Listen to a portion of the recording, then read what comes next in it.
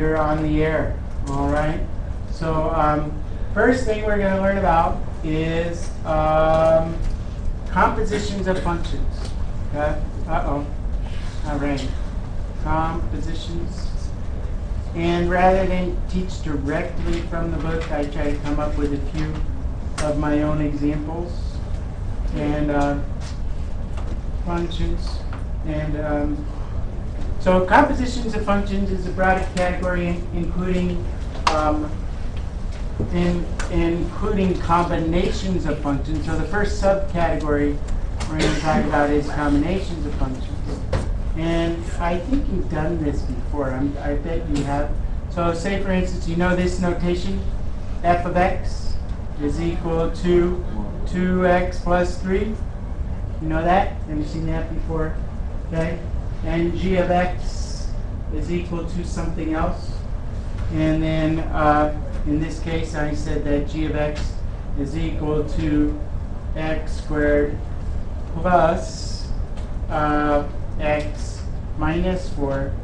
Then f of x plus g of x, or sometimes they call this, they write it like this, f plus g of x, okay, with this and this mean essentially the same thing, is equal to, all you have to do is add these two functions together, okay, so that would be 2x plus 3, and there are some real life applications to this, which we'll get into at the end. 2x plus 3 plus x squared plus x minus 4. And make sure you put the second function in parentheses, because if it's minus and then you have a minus in here, you'll forget about that minus sign, so don't do that. And then you just add together the numbers, and you get, and you want to try to write it from, so we might say that f plus g of x is equal to, you combine like term. So the first, you want to do the highest power first. So x squared, 2x and 3x, 2x and x makes 3x, and 3 minus 4 makes negative. So we've done that. Have you seen that? Have you guys done that? Which one are you using on the bottom? The left one or the right one? Are you using f of x plus g of x or f plus yeah, g here's f. I'm using f. No, this is f plus g, but they're both the same. But which one are you using? I don't think it matters. They're both the same. It's the same thing. Okay, this means this. Okay? F of x plus g of x is equal to f plus g. It's really the same. And you find it the same way. And so f plus g of x. What if I wanted f plus g of f plus g of 2? Could you do that? F plus g of 2? How do I do that?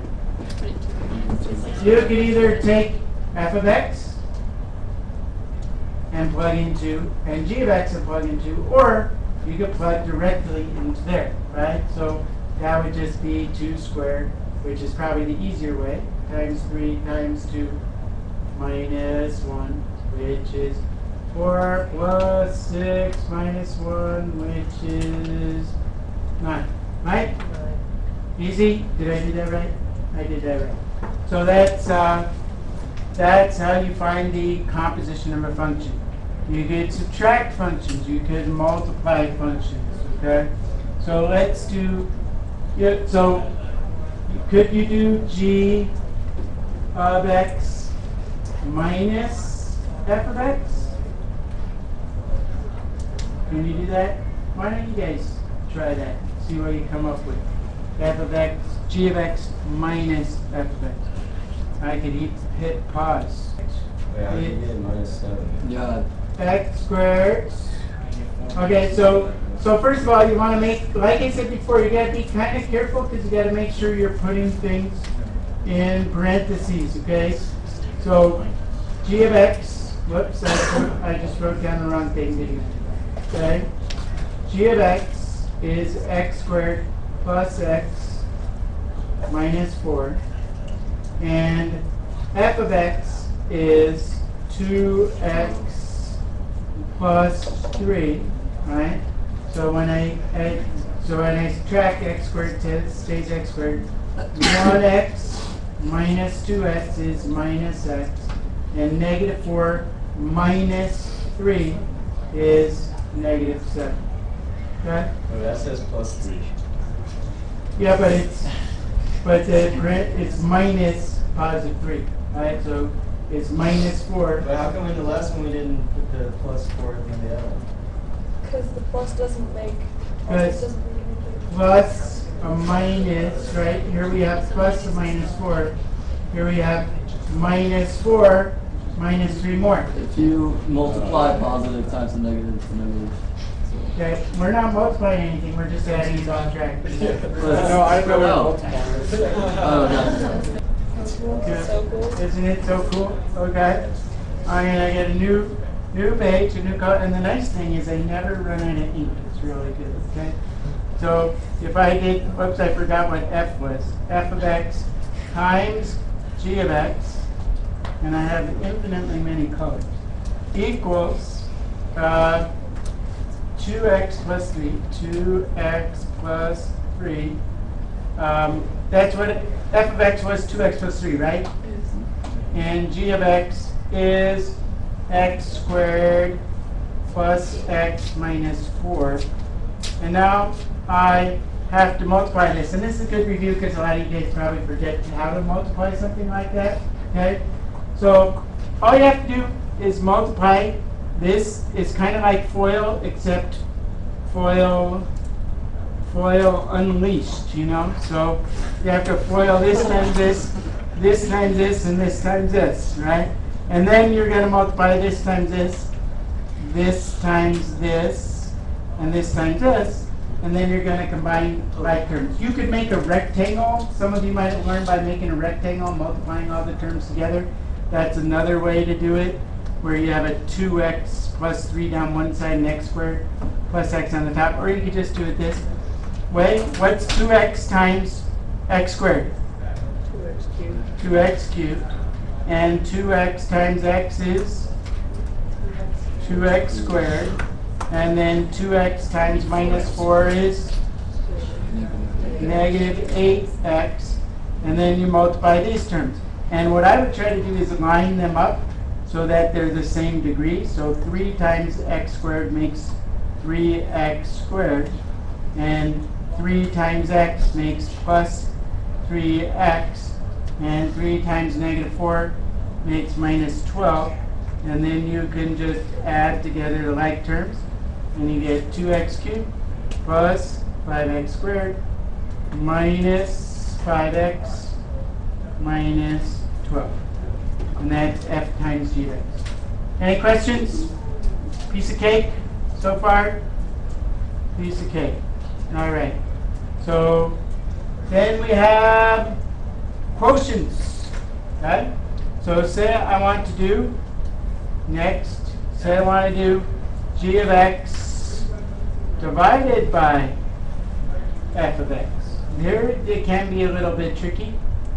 You get g of x was x squared plus x minus 4 over 2x plus 3, and that's it. Unless you can factor this and divide that into that, which you can't, right? But something's got to be true about the bottom. What's got to be true about, what can the bottom not equal to? 0. So 2x plus 3, this is a little question of the domain, cannot equal to 0. So that means that 2x cannot equal to negative 3. So that means that x cannot be equal to negative 3 half. So sometimes they'll have to say, what is the domain of the function? And you will say, g of x over f of x is equal to this, where x is not equal to negative 3 over 2. Right? Yeah? Do you remember doing something like that? Okay. So you have to solve this inequality for x. And so x can't be equal to 3 halves because that negative 3 halves, because that would make the bottom 0, in which case the function has it's undefined. Anyone know what's there? If it's undefined, do you remember? Yes, ma'am.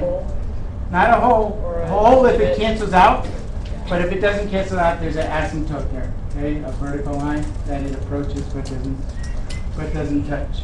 Okay, so as far as the rules go, I was going to bring this up in your book, but I'm not going to do it. I am going to show you what this might mean with the graphing calculator, because it's kind of cool. So say you have f of x, I made this one up too. F of x, did I make this one up? I don't remember. Maybe I didn't. Is equal to 2x, and g of x is equal to g of x is equal to x plus 1.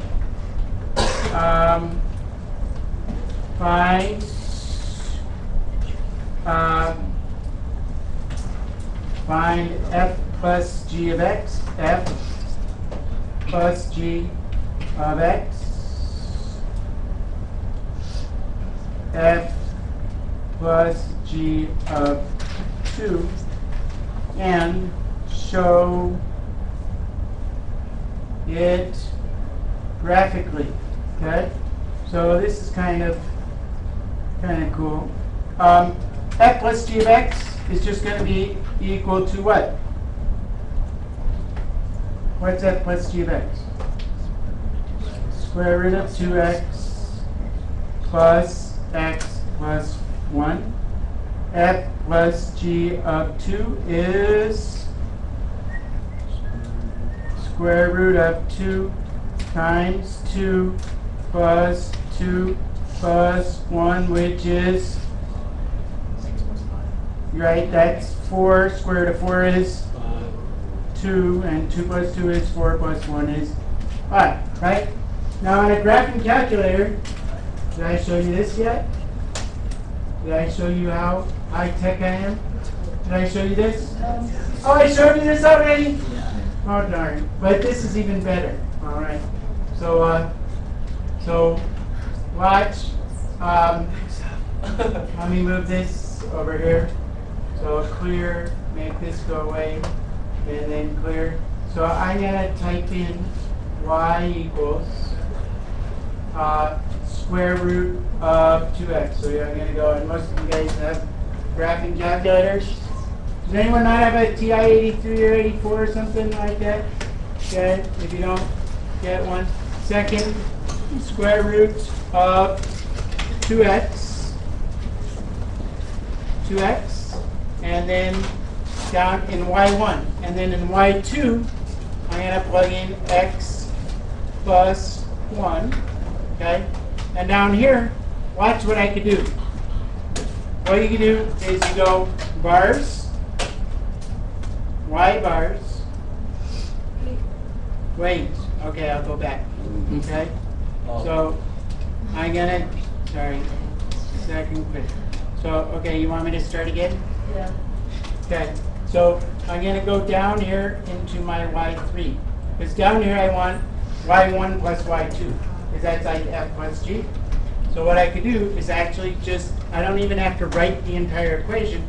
I could just go to bars, then go to y bars, go to function, and then I'm going to put in y1, okay? And then over here, I'm going to put in plus bars, y bars, function, y2, okay? And so now in this window, I have this function plus this function, all right? And now if I hit graph, there's y equals square root. Let's zoom 6. Zoom 6. Zoom 6. So that's y equals square root of 2x. This is y equals x plus 1. And this is the addition of those two functions. Okay, so if I were to, the x values are always the same, but this value is this value plus this value would be the value over there. See, it's adding up the two y values. So if you want to get really lazy, okay, you go to second table set, I'm just showing you, and don't worry about what this is, table start, but change this, let's just clear that, okay? Change this to ask, if it isn't already. And then if you go to second table, there's other ways to get to this, but say you want to know what is f plus g of 2. So if I go over here, 2, right? I hit enter. So f of 2 is 2, right? 2 times 2, the square root of that is 2. G of 2 is 3. And then if I go over here to y3, the sum of those two is 5. Isn't that cool? That's cool. Okay, so you could use your calculator.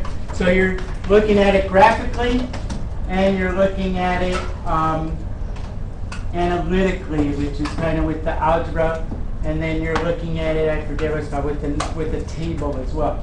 But when you get to calculus, they want you to look at things with the calculator, with the algebra, and with the table of values, and then apply it to real life situations.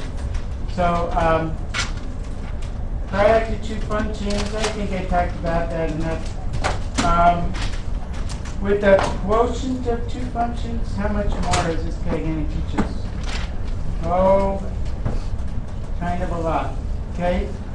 So products, we already did one like that. But this one's kind of tricky. So here we go. Going to get rid of this for a while. I'm going to get a new page. Is it hot in here? Yeah. But For yourself. So now we're going to find the domain.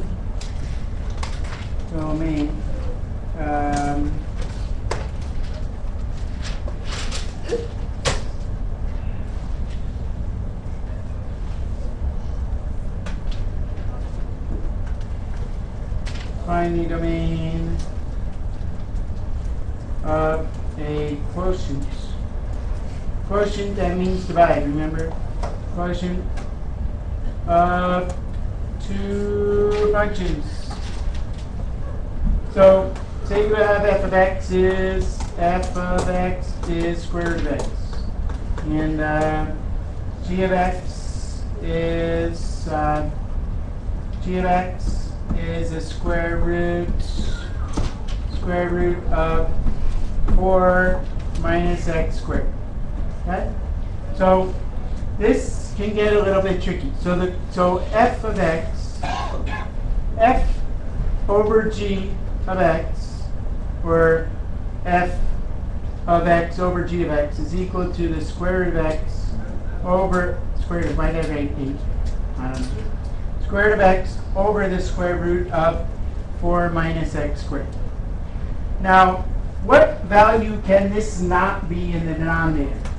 0. It can't be 0, right? And it can't be negative either. Why not? The square root. Because you can't take the square root of a negative number. So what you want to do is find the domain of a quotient of two functions. So this is a little bit tricky. 4 minus x squared, you write an inequality, it's got to be greater than or equal to 0. Right? You understand that? Why that is? Yes, sir. I thought it couldn't equal 0. You can, oh, you're right. If it was on the top, it could be equal to 0. But if it's on the bottom, it can't be equal to 0. Because then this entire function is undefined, right? Why you're not So- taking the square root anymore? What? Because I can't take the square root of a negative number, right? And this cannot be 0 either. So 4 minus x squared, just the quantity inside the box, has to be bigger than 0. It can't be 0, as AJ astutely pointed out, right? It can't be 0. It's got to be bigger than 0, right? Can the So- top be some less than 0? The top can't be less than 0, but we're gonna get to the It can top be in a minute. 0? Yeah, we're gonna get to the top in a minute, okay? So 4 minus x squared has gotta be greater than 0. So to solve this, I would add x squared to both sides. That's the easiest thing to do. Add x squared, add x squared. You get x squared is bigger than 4. No, not bigger than, less than, right? So you have to figure out what kind of numbers are going to make x squared bigger than 4. Does anyone, you can kind of do it in your, or what kind of numbers are going to make x squared less than 4? 1. You can think 2, is that, so 2 would be the same. if it's less than 2, that works until I get to where? What's negative 2 squared? 4. What's negative 3 squared? Positive 9, right?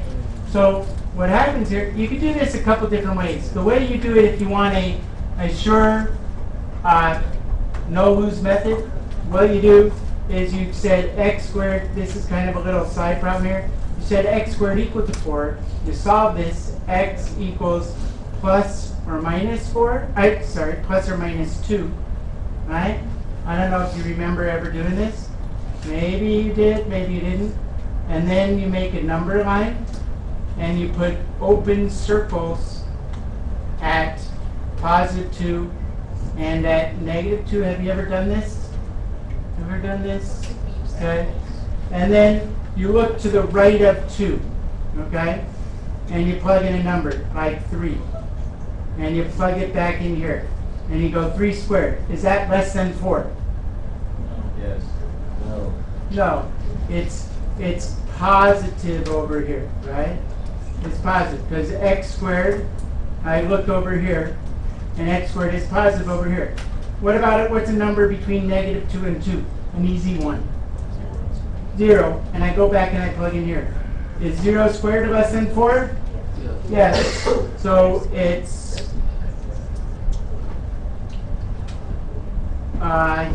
it's okay here. Okay here. And how about over here? What if I plug in negative 3? Is that less than 4? No. Okay. No, rather than positive, I should have put no here, because usually what you do is you subtract it. But anyway. So no. You're trying to figure out where this thing squared is less than 4, and it's less than 4 between and not including negative 2 and 2. So you write it like that. Okay. Or you can just kind of do it intuitively. You can say, well, if I go less than 2, right, less than negative 2, it's going to give me a number bigger than 4. But if it's 2, then it is 4. Yeah, if it's 2, it's 4. So that's anything bigger than 2 is too big, and anything less than 2 is too So small. shouldn't it be equal to or less than? No, because if it's equal to 2, then that will make this undefined, right? That'll make the bottom 0. Okay? And so, I'm not going to do that. So this doesn't mean the point negative 2, 2. This means the interval from negative 2 up to positive 2, right? So have you seen this notation before? If the brackets were rectangular like this, do you remember what that means? They're equal to. That means greater than or equal to, okay? But if the brackets are curvy, then it means the endpoints are included. But I'm not quite done. Yes, sir. Is your brain full? Well, couldn't x not be a negative because then the numerator would be. We're getting there. We're getting there. Okay? Very good. Okay? So what, Tim just said, he said, couldn't this x not be negative 2? And he's exactly right, because if you look at the top, you can't take the negative of a square root, right? So you have to look both at the bottom and at the top. And on the top, you have that the square root of x has to be greater than or equal to 0, right? Okay? And so this says that x, that means that x has to be greater than or equal to 0. Right? So this says x has to be between negative 2 and 2, but the overlap of those two, so this, if I wrote this as a set of numbers, this says 0 and including 0 up to 2, not including 2. Okay? And so this, well, it could be 2 up top, but the entire answer to the problem, what is the domain, is from 0 up to 2. You guys get that? Because this is okay only when x is bigger than or equal to 0. But this is okay only from negative 2 to 2. So if I'm doing this on a number line, right? Okay, here's negative 2, not including, okay? Here's 2. So the domain of this function is all these numbers between here and here, not including the endpoint. The domain of this function goes from 0, including 0, and up to, but not including 2. Right? So it would be a closed circle here, up to here, open circle here. So graphically, this is where these two functions overlap. Okay? So it's from 0, including the endpoint, up to 2, not including the endpoint. So that's tricky, okay? Because you have to think of two things. All right. I can see that you guys' eyes are glazing over and you're starting to sweat. So